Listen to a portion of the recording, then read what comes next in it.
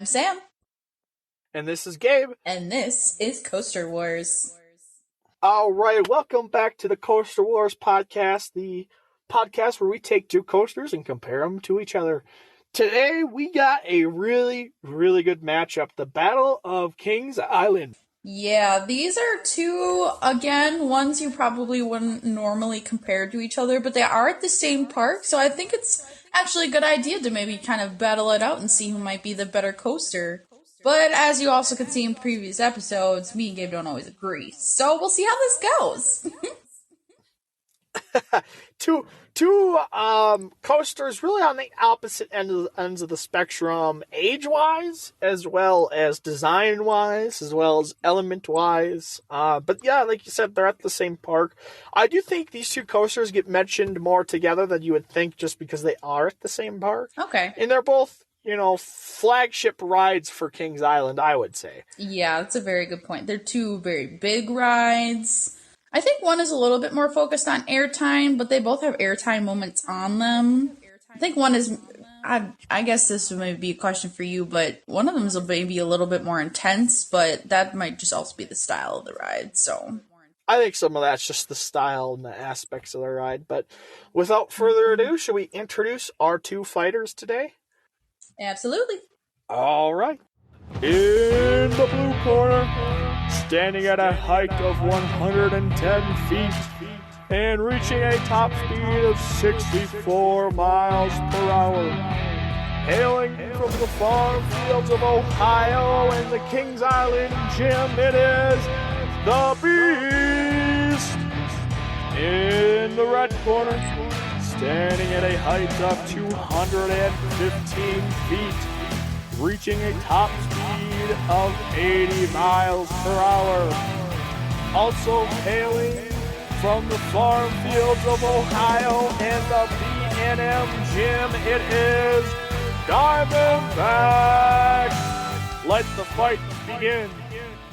So in this Coaster Wars, I am bringing Diamondback to this one. And I am bringing the Beast. Two really good coasters. That's one thing I'd like to come right off the bat and say, regardless of who we pick as a winner today, these are two extremely good coasters in my opinion. One might be a little bit more underrated than the other. Diamondback I'd actually consider maybe a little bit overrated as a roller coaster, but two really good rides, definitely. And I feel like the Beast is a little bit more of a historical ride. It was built in 1979, and at the time that it was built, it was, of course, the tallest and the fastest, but it was also the longest, which is a record it still holds to this day. It is 7,361 feet long, and to keep its speed through that entire thing, it has 2 lift hills. Yeah, for sure. There is an asterisk. It's only the longest wooden roller coaster. Oh, yeah, sorry. There is a steel one that is longer. But yeah, to be built in 1979 and still to this day hold the record for the world's longest roller coaster is a crazy feat. Normally, especially back in the 90s and the early 2000s, when a roller coaster broke a record, it maybe held that for a record for a year or maybe 2 years at the most, and then another coaster came along to knock it off that throne. But this roller coaster is still, to this day, the world's longest wooden roller coaster. And I think that really needs to be said here in this podcast, is that that's a crazy feat to hold that record for how long it's held it for. Oh, absolutely. And then also to speak, it is also one of the last wooden giants left. And this is a concept I'm not really familiar of. The only other one that I know of is American Eagle, but I do know that these coasters aren't being found as much as they were. They're all getting RMC'd is what's going on. No. So the wooden giants are coasters like American Eagle at Six Flags Great America. You got Mean Streak at Cedar Point, which was torn down and is now Steel Vengeance. You have the Texas Giant down at Six Flags Over Texas, which is now the new Texas Giant. You have the Rattler at Six Flags Fiesta Texas, which is now the Iron Rattler. So you have Colossus out at Magic Mountain, which is now Twisted Colossus, another RMC. So that's what a lot of these parks are doing, is they're taking their old dilapidated wooden giants. And they're changing them into an RMC, basically completely revamping the ride. And I love RMCs, don't stop RMCing roller coasters. But we're also starting to lose some of these massive wooden roller coasters. Really, the only two that are left are American Eagle and the Beast. Yeah, to explain a term really quick, if you're not familiar with all of the things that, all the lingo, RMC and coaster, RMC is a roller coaster company, and just to give a really dumbed down version of what they do, is like Gabe said, they tear down old, dilapidated wooden roller coasters, and they put up a new hybrid coaster that's got wooden supports, and then it features their custom is it their iBox track? Is that what it's called?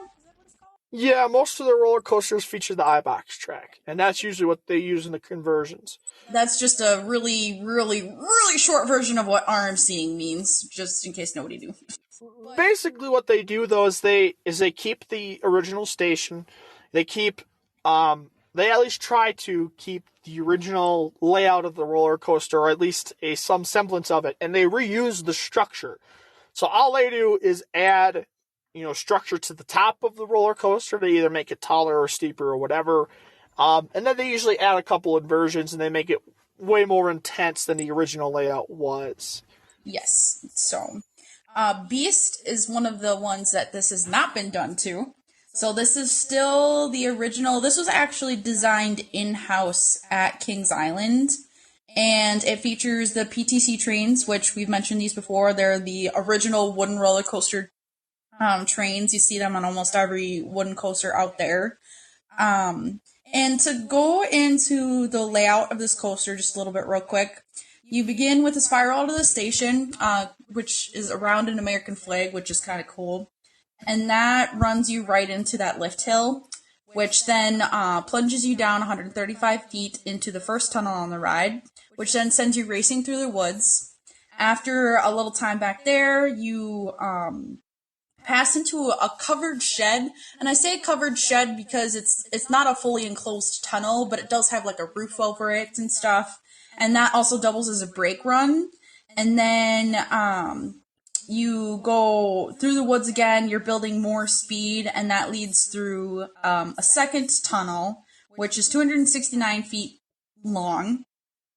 And after you leave that tunnel, you go into a couple more turns before you enter that second lift hill. And that one is 110 feet tall. It's a 141 foot drop. And that one, but the catch with this one is that it's not a straight down drop that you normally get on a wooden coaster. It's actually only 18 degrees, and it's like a slow climb as you gather speed, which then leads into the 560-degree helix on this ride, and which then leads into the final brake run in the station of this ride. It's the second lift hill into the finale helix, whatever you want to call it. That is one of the most intense moments you can find on any wooden roller coaster, let alone one from 1979. Like, it's a crazy experience, and it's something that is really hard to describe without actually being on the roller coaster, I think. We're going to have a struggle describing it for you guys. But it is an intense moment. Yes. I think. And I think it's the best part of the roller coaster, in my opinion. Would you agree with that? Oh, yes, it really is. It's the most intense. You really feel the speed that you're gathering. And then, I don't know if I mentioned this, but it also is in a tunnel as well. I don't think it's completely dark in there, but it is definitely a lot less light during the day. And it adds a little just extra element to you just speeding around. And something that should be mentioned with this ride is that it is legendary for its night rides, which would obviously make that tunnel so much darker. And I'm actually really sad to say that when me and Gabe were there, we didn't get a night ride on it. And it still makes my list at number 11. I can't imagine where this ride would sit if I was able to get a night ride on it. Yeah, the thing about this roller coaster that's really different from a lot of other rides is you can see the station, and you can see that first spiral that you were talking about, and you can see the initial lift hill. But after that, the rest of this roller coaster is hidden from the park. And the best way to describe it is it's a terrain coaster. That's really what the heart and soul of this ride is. And the cool part about it is you can't really get a good idea of what the layout is unless you go way up in the Sky Tower. And even up in the Sky Tower, it's really hard to see this roller coaster because it's surrounded by trees and stuff. So to get an idea of this ride experience, you actually have to physically ride the roller coaster. And I think Yes. that's a cool thing. I think, I like a little bit of surprise in my roller coasters, and this is one that definitely has some surprise to it just because you can't get an idea just looking at it. So yeah, it really, so going to like the theming of this ride just a little bit, the whole story behind this ride is that it's an old mining facility in a place called Rivertown, which is a section of the park that the ride is located.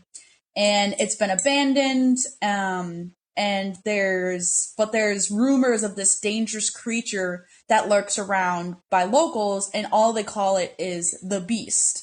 And so, but what you're in is in a mine car, or what it's supposed to be mimicking is a mine car, and so you really get that feeling. Like, it's like the scenes you see in movies when you're riding in a mine car and they just go like zooming all over the place in this track, and it really actually emphasizes that feeling because, like you said, you're in the back of the woods, you can't see the rest of the track, and it just feels like you're going forward at immense speed, and you're zooming all over the place, and you're going over hills, and there's small turns, and it really is a great ride. And with the added effect of a night ride, you can't see where the heck you're going. So that just makes it, adds a certain level of intensity. And again, I'm so mad that we didn't get a night ride. I'm going back to this park and I'm getting a night ride on this stinking roller coaster that kills me. Well, one thing that me and you have discovered is we do a lot of our roller coaster trips in the summer when it's nice out, when you actually want to be at an amusement park. The problem is most amusement parks are only open about till 10 p.m. And if you're going to an amusement park in the middle of July, it don't get dark till 10. Oh, So it becomes a struggle to get night rides and stuff. However, this roller coaster, even without the night ride, I still think it's a great experience. The cool thing is they have taken the time to retrack this roller coaster time and time again, reprofile it, make it better, and update it, a little bit to current times. And it's not a rough experience. Definitely, I wouldn't call it rough. And that's cool in my opinion because they've really taken care of this ride, and I think it's the staple of Kings Island's lineup. And they really want it to stick around. And so in order to have it stick around, they got to take care of the roller coaster. And I think they've done a really good job with that. oh yeah. And to talk about that retracking and stuff, a couple just kind of fun facts. In 2022, it was actually retracked, and they added an additional 2 feet of track, so much longer. So the 7,361 feet was only as of 2022. It was actually technically 7,000 or 7,359 feet. Yeah, I can't do math. 7,359 feet. But so they did that. And another thing that they changed too is the tunnel that goes around the helix. And now I don't have a year on this, but the tunnel that's around the helix actually used to be two separate tunnels. And they joined that to just make one giant tunnel that goes all the way around the whole entire helix. So Yeah, and I don't think we've talked about that Helix enough yet. It's really a good experience, and like you said, so the drop off the second lift hill is not a normal roller coaster drop. Like you said, it's a really, really gradual climb.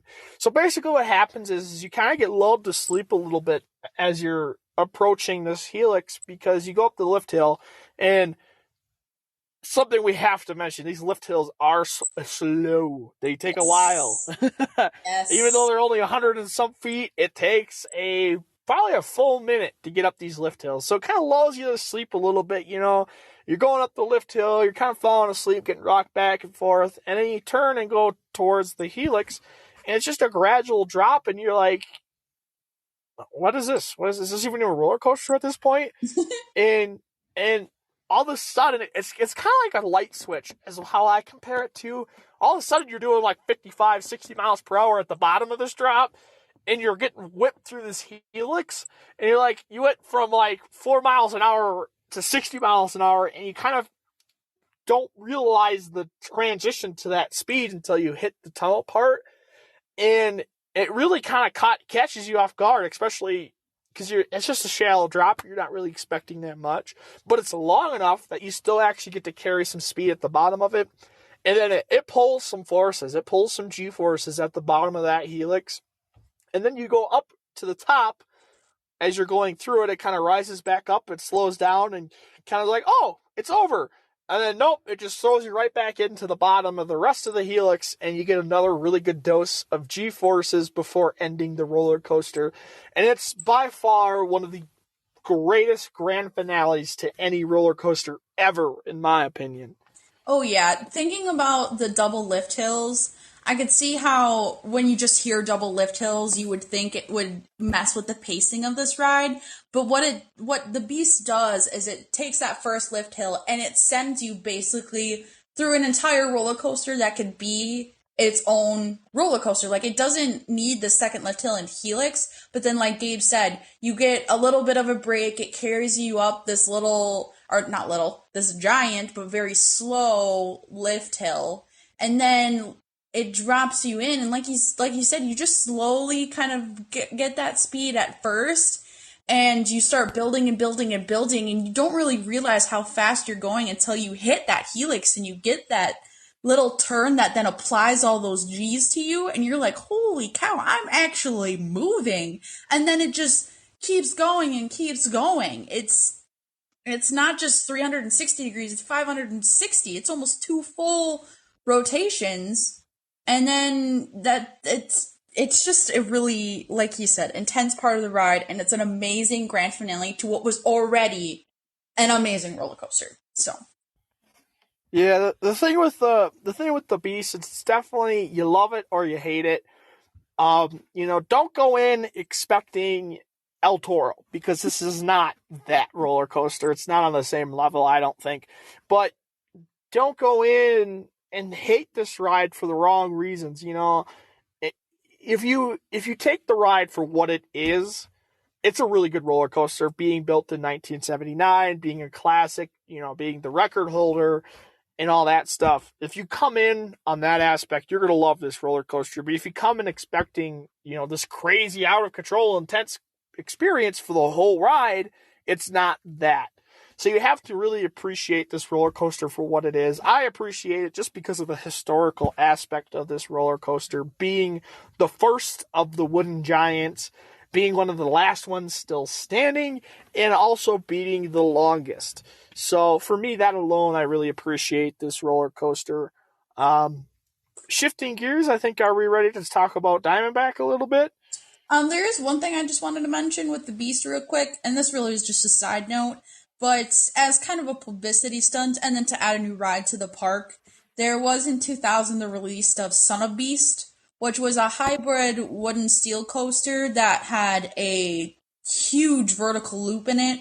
And we might eventually talk about this coaster one day, but the whole point is that this is the now defunct coaster that had the loop removed after issues, and then the whole ride was torn out. So they tried to make like a kind of a number two of the Beast, and that thing is completely gone now, and the Beast is still here. So it really, I think it stands the test of time. But yes, let's switch gears. Oh, I could talk for days about Son of Beast. There's a lot about that roller coaster that is just really interesting and kind of you can pick apart and stuff. The one thing I like to mention about Son of Beast is it's the only wooden roller coaster to break the 200-foot mark, and to this day that is still true. But yeah, that roller coaster had a ton of issues and stuff, but I think that's definitely one we can talk about in a future episode for sure. But shifting gears to Diamondback, my second best B&M Hyper, which a lot of people would tell me I'm stupid for saying that. A lot of people say this is the best. This is the best B&M Hyper out there. I disagree. However, it is still a top tier B&M Hyper. I consider it my second best, which is definitely not a knock on the ride in my opinion. I just have one that I like a little bit better. But the cool thing about this roller coaster is it's kind of unique a little bit. It's not just a traditional out and back layout. A lot of B&M Hypers are an out and back layout, or they're an L-shaped layout. They don't have a lot of turns, and I think that takes away from the ride experience, in my opinion at least. But with this roller coaster, you have turns, but you also have some of the best sustained floater airtime moments on any roller coaster. And I think that's a really, I think that's why a lot of people love this ride. It's just the absolute sustained airtime. Like the 5 second airtime hill, that's just crazy. That's insane. To talk about B&M Hypers, B&M is a really reliable company, and Hyper is a really popular model. So a lot of theme parks that you will go to will have some version of a B&M Hyper. And so as a result, me and Gabe have also ridden a lot of B&M Hypers. And to say that this is one of the best is really a compliment and a testament to what kind of ride this is, because we love airtime and we love B&M Hypers, and they're a good classic ride. But like he was saying, this, I mean, for it to make our top 15 list, this actually is a really good ride for what it is. So, For sure. You know, a wise man once said you could never go wrong with a B&M Hyper. And that's a true statement. You know, they're all good rides. The thing with B&M Hypers, though, that I say yes. is they're all average rides. They're all, you know, they're good. They're not bad, but they're average. They're not the best. They're not the most intense. But with Diamondback, you could argue it is on a different level. It is better. It is more intense. And it is more unique. And that's what I like. Because a lot of the B&M Hypers are just copy and paste, like I said, traditional layouts. And Diamondback and Raging Bull are really the two that stand out for me, just because they're not this boring old layout. The cool thing about Diamondback that I love is a lot of the twists and turns in this roller coaster are done at ground level, which makes them feel more intense and makes you feel a little bit more G-forces. Diving right into the layout, let's just do that right away. So you have the lift hill, 200-foot tall lift hill, like all hypers are, over 200 feet. And you drop down, and after the first drop, you have a slight twist.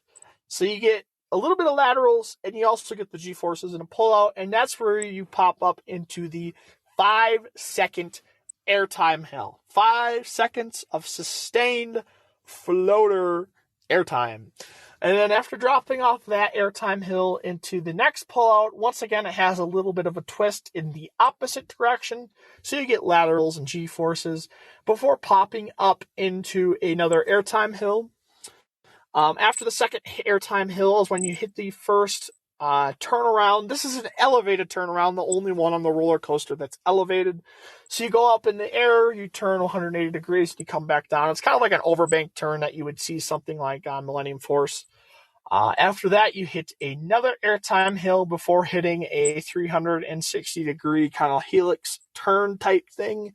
It's more of a turn than a helix because you don't really elevate or lose elevation. But it's really low to the ground, which carries your speed through, and that's where you pop up into the mid-course brake run. And then after that, you drop off and you hit another turn, and then you have back-to-back airtime hills before you hit a helix. So this is an actual helix where you gain elevation as you go through it. And after you drop off the helix is when you drop into the splashdown. Another unique thing about this roller coaster that I really love. And after the splashdown, you pop up into the final brakes. It's a great experience from start to finish. It's not a coaster that really has any dull spots. Would you agree with that? Oh yeah, this I mean, just listen to that layout. It does not feel like it has any straight track into it, because even moments where it's not I mean, hills are technically straight, but you're still doing something. It's not just literally straight pieces of track. So with all those turns and stuff, like you said, it has really great pacing. And that, to talk about that splashdown a little bit, when I was doing research, I found out that B&M does have splashdowns, but they're usually not reserved for their hyper models. So it really is an especially unique element on this ride.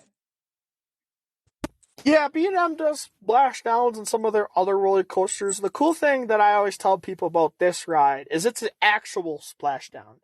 So some splashdowns, the track is built into the water, but it's just jets inside the pond that create the effect of a splash, where this roller coaster actually has scoops on the back car that create the splashdown. So it's actually the movement of the train that actually creates it. And I think that's something that is really understated, that I really love. And I believe it's the only hyper to have a splashdown, like you were saying. And it's an awesome picture moment because it's right by the walkway. So you can get really good pictures of it as it's going through the water. It just looks really cool. It's a cool visual moment. But you also get a little bit of like brake force because it's actually scooping the water, which is something that I think is cool. I don't know. I nerd out about that kind of stuff. So, Well, yeah, but yeah, it's a to speak to like the mechanical side of what the splashdown does is it actually acts as a brake run in this ride. It slows down the train, and they've accounted for that when they engineered this ride, which is also a cool thing to think about. Oh, for sure. I definitely think this roller coaster is a little bit overrated. In my opinion, I think a lot of people hold it in higher regards. I was a little bit disappointed when I rolled the roller coaster, but that's because I was expecting, a top 5 ride experience when maybe it's only a top 10. But comparing it to the rest of the hypers that I've ridden, it is definitely one of the best. So don't say it's a bad roller coaster because that would be incorrect. It's a really good ride. I just think it might be slightly overrated. Yeah, we like to talk about well, like Gabe said before, you can't go wrong with the B&M Hyper, and there really isn't a such thing as a bad one. I guess to mention another B&M Hyper, I did ride Candemonium at Hershey Park, and I don't know if it was because it was cooler out or if it was just because it was a morning ride. But the first time I rode it, I was like, I didn't think there was a bad B&M Hyper, but I think I might have found it. I did ride it later in the day, and I got a back row ride, and it was better, but it's still, I think it's at the bottom of my list for B&M Hypers. So Yeah, and I never got to ride Candemonium. However, I've ridden the first B&M Hyper, Apollo's Chariot, out at Busch Gardens, Williamsburg, and that one is another one that was incredibly disappointing. And some of it, I think, is our first B&M Hyper we ever experienced is my favorite B&M Hyper, which we'll mention later in this list. So we've had really good B&M Hyper experiences. So when we get on one that might not necessarily be the best, it kind of disappoints us a little bit. yeah, we're kind of jaded in that we've experienced something really We're good. spoiled. Yeah, we really are. So We're spoiled. But with that, we've reached kind of our time here where we got to pick a winner. Would you like to go first? oh, this is an easy one. I'm going with Beast. This is a personal favorite of mine. I love Woodies, and I've come to really love terrain coasters. And I've reserved this ride of what I call hat privileges. I don't wear very many hats, but this is one where I actually bought a souvenir for the ride, so it holds a special place in my heart. I really love this ride. For sure. I'm going to be honest with you. This was a tough one. This was a really tough one. The Beast did not make my top 15, mostly just because I have other interests in a ride just besides history and terrain coasters. But, really getting down to the nitty gritty and thinking about it, it was tough. But at the end of the day, I am an airtime guy. I love airtime. And I think that's what's going to put Diamondback over the top for me on this one is I really, really like airtime. It was tough though to just completely throw away the history. I'm a history buff and the Beast has a ton of that. So it was really tough for me to bury all that and say, oh, I like airtime. But I'm going to have to take Diamondback in this one just because of the airtime moments and just the overall size of this roller coaster. Both of them are big coasters, but in different ways. But yeah, I'm going to take Diamondback, unfortunately, on this one. Sounds really good. What do we have next on the docket for us? That's a good question. So the Beast and Diamondback were number 11. So we're breaking the top 10. Woohoo! Woohoo! Okay, let's see. Number 10. Oh, we have a repeat offender for your list. And my list, we have something different, something we haven't really talked about on this podcast yet. So that'll be cool. What should we call that? Let's see. Well, you could reuse the name that we use, so you could call it Speed. Well, Speed versus Intensity, Part 2, I think. That would be a good way to explain those two roller coasters. It would be good because, like you said, this is a repeat offender, so part two is a very good way to name this episode. Yeah, unfortunately, though, my roller coaster that will be appearing, you have not gotten to experience, so that'll be tough to kind of convince you, I think. Yeah, we'll have to see how it goes. You're very good at arguing points, though, so we'll see. Well, my coaster is one of the best of its kind, and you really like this kind of roller coaster, I think. So I don't think it's going to be too hard, to be honest. All right. So with that, we'll see you guys next week.